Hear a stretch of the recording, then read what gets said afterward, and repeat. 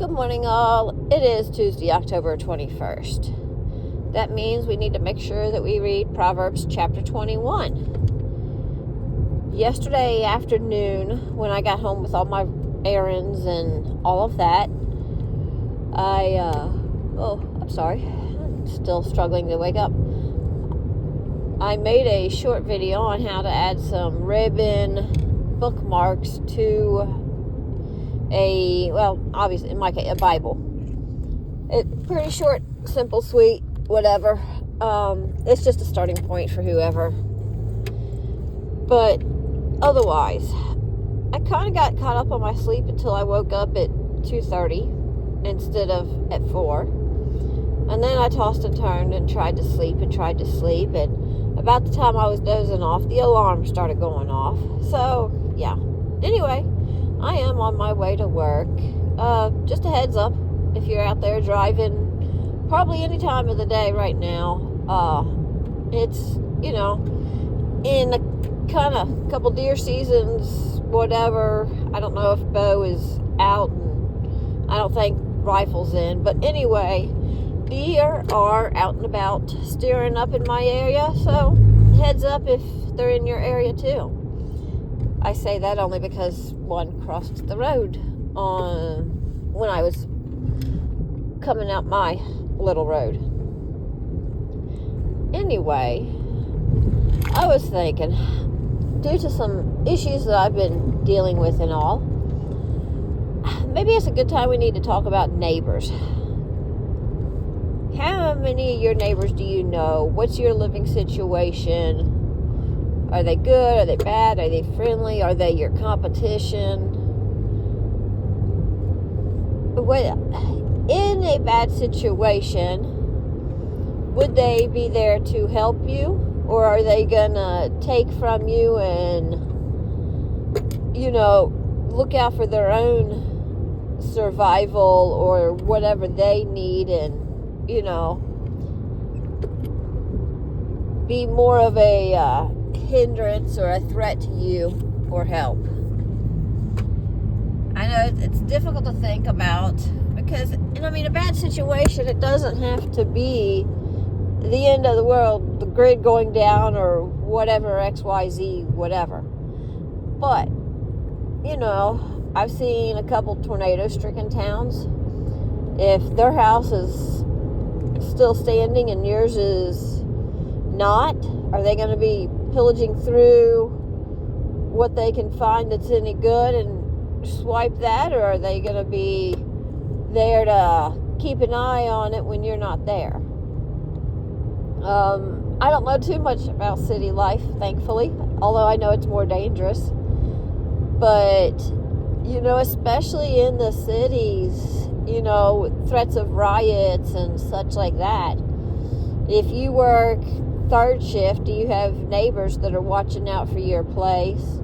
And then while you're awake and they're gone at work, do you keep an eye on theirs? Little things that, could make a big difference. Even, having first aid, knowing first aid, having medical supplies, for traumatic injuries or events. Talking with your neighbors, hey, if something happens, this is what I have in case of an emergency. You don't have to, if you are one of the big preppers, I don't think that you have to, tell all of your secrets, no. But,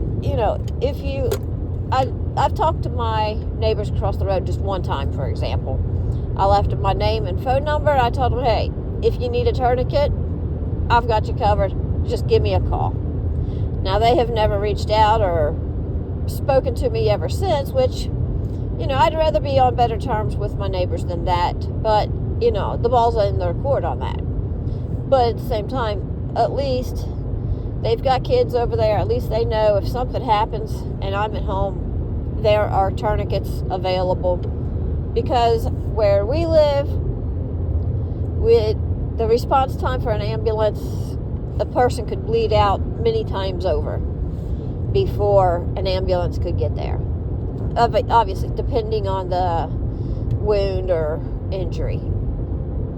So having things, if you live further out, that's, and Refuge Medical, that's where I go. Don't get TEMU tourniquets, please. A life is worth more than that. But,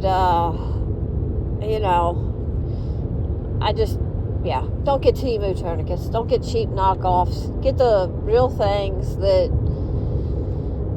the cats, or there's, I think, Slishman for the kids or whatever. That's a little less traumatic maybe. But have stock up, like I said.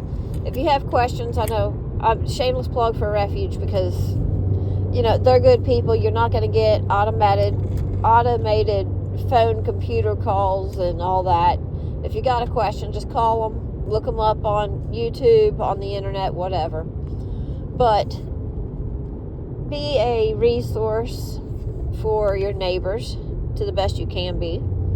And yeah, I know there are some neighbors that are not pleasant. And at the same time, maybe it takes you, saying, hey, we haven't had a good past, but, the world's not looking real great out here. These are the things that I can do to help you. If you need anything, let me know. That could be enough to start rebuilding or building from new a relationship that, it could literally save your life one day. So, anyway, I guess that's just, morning ramblings for the morning, right? Or maybe it's just, I'm tired and I got sidetracked by talking about something or another. And just going back to hunting season. If you all are hunting, as Bear Independent says, if you have a way to make holes, make sure you have a way to plug holes. In other words, yes, tourniquet, chest seals, whatever. The belt kit from Refuge Medical is small, compact, goes on your belt. If you're going out into the woods, at least it'll give you a way to take care of holes if you make holes in animals that you do not intend to. And I'm referring more so to two-legged critters. I don't expect to see any wildlife running around with a tourniquet or chest seal on. But anyway, I think that is it. I have got a very busy day planned, and I'm starting off by running late. So, and you probably hear me say, yeah, I'm running late, and it seems like it's kind of getting to be every video. But yeah, waking up at 4 o'clock in the morning to a job that you're not excited about, that,